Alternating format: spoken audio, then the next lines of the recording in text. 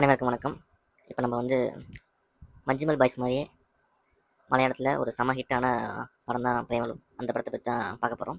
எப்படி மஞ்சுமல் பாய்ஸ் வந்து ரிலீஸ் ஆகி பயங்கர ஹிட் ஆச்சோ, அது எப்படி மறுபடியும் தமிழில் கொண்டு வந்து இங்கேயும் ஹிட் ஆகுனாங்களோ, அதே ஃபார்முலாவை இப்போ வந்து பிரேமலும் ட்ரை பண்ணியிருக்காங்க. பிரேமலும் இப்போ ரிலீஸ் ஆகி நிறைய இடத்துல ஓடிட்டுருக்கு.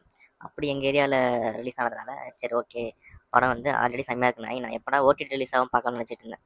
அப்புறம் தான் தெரியுது படம் வந்து தமிழ்நாட்டு ஃபுல்லாக எல்லா தேட்டருக்கு ரிலீஸ் ஆகி அதுக்கப்புறம் தான் ஓடிடி ரிலீஸ் ஆகும்ட்டானுங்க. சரி ஓகே, மீம்ஸு எல்லாத்தையும் நல்லா இருக்குன்னு சொன்னானுங்க. ப்ளஸ் வந்து ரிவ்யூஸ்மே பயங்கரமாக இருந்துச்சு. சரி அப்படி என்னென்ன இருக்குது போய் பார்ப்போம் அப்படின்னு சொல்லிட்டு போய் பார்த்தது தான். ஆக்சுவலாக ஒரு ஸ்டோரினா நம்ம சொல்லவே முடியாது. ஒரு நார்மலான ஒரு ஸ்டோரி தான் இது. இந்த ஸ்டோரியை போட்டு துவன்னு பல பேர் துவச்சிட்டாங்க இந்த ஸ்டோரியை. அதே ஸ்டோரி தான் இவனுங்க எடுத்து வச்சிருக்காங்க. பட் என்ன டிஃப்ரெண்ட்டாக ஆகிப்போச்சு அப்படின்னா, சின்ன சின்ன ட்ரீட்மெண்ட் தான். அது எப்படின்னா, மியூசிக் பட்டையை கிளப்பிட்டானுங்க. ஸ்டார்டிங்லேருந்து எண்டு வரைக்கும் ஒரு நார்மல் சீனையே இவனுக்கு எவ்வளோ மியூசிக் மூலமாக என்கேஜ் பண்ண முடியுமோ என்கேஜ் பண்ணிட்டானுங்க. அவ்வளோ சூப்பராக மியூசிக் போட்டிருக்காங்க. ப்ளஸ் அவனுக்கு காட்டின அந்த சினிமாட்டோகிராஃபி, எவ்வளோ கட்ஸு, எடிட்டிங், சினிமாட்டோகிராஃபி தான் அதில் பக்காவாக பண்ணியிருந்தானுங்க. ஒரு நார்மல் சீனையே எவ்வளோ இன்ட்ரெஸ்டிங்காக காமிக்கலாம் வித் மியூசிக் பேக்ரவுண்டோட. அதான் இங்கே ஹைலைட்டு.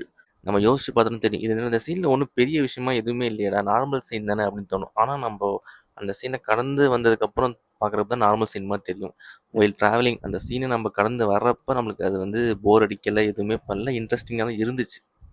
அதுதான் அந்த படத்தோட பெரிய பெரிய ப்ளஸ்ஸு. ப்ளஸ் நீங்கள் படம் ஆரம்பிச்சதுலேருந்து எண்ட் டு எண்ட் பார்த்தீங்கன்னா, ஒரு பையன் லவ் பண்ணணும்னு நினைக்கிறான். ஃபஸ்ட்டு ஒரு ஒன் சைட் லவ் ஆகுது, அந்த பொண்ணு ஒத்துக்கலை. அதுக்கப்புறம் மறுபடியும் அவனுக்கு லவ் பண்ணணும்னு ஆசையாக இருக்குது. அவன் எந்த வேலைக்கும் பெருசாக போகல, வேலை கிடைக்கல, ஒழுங்காக படிக்க மாட்டான்.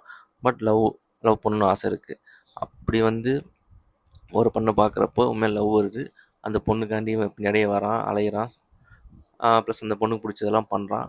அதுக்கப்புறம் எப்படி சின்ன சின்ன க்யூட் மூமெண்ட்ஸ்லாம் முடிஞ்சு எப்படி அந்த பொண்ணு லவ் ஒத்துக்கிச்சா இல்லையா, இவன் எப்படி ப்ரப்போஸ் பண்ணான், என்ன தான் நடந்துச்சு அப்படிங்கிறத எவ்வளோ இன்ட்ரெஸ்டிங்காக காமெடியாக கொண்டு போக முடியுமோ கொண்டு போய் முடிச்சிருக்காங்க.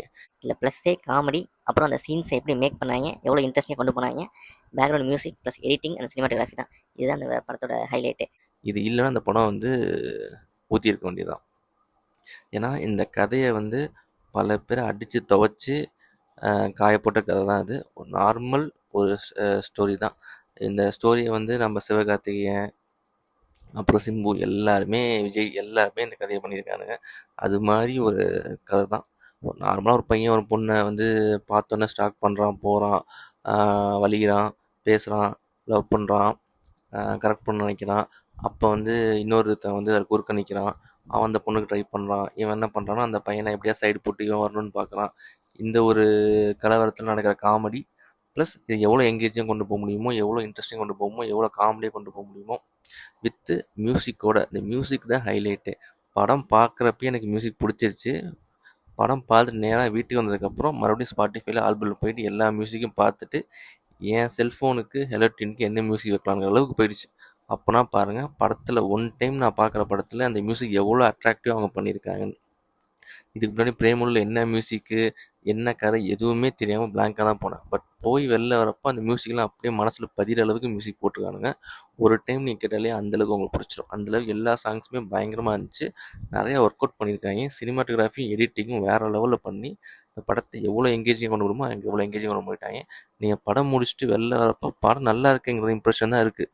ஆனால் என்ன கதைனா என்ன இருக்குதுன்னு பார்த்தீங்கன்னா உள்ளே எதுவுமே இல்லை. பட் ஆனால் வெளில வரப்போ ஒரு ஹாப்பியாக நல்லா இருக்குல்ல, செம்மையாக இருக்கல படம் அப்படிங்கிற தோணை வச்சுட்டானுங்க பார்த்தீங்களா. அதுதான் அந்த படத்தோட மிகப்பெரிய சக்ஸஸ். சரி ஓகே, நம்ம இன்னொரு படத்தோட ரிவ்யூவில் சந்திப்போம். நன்றி, வணக்கம்.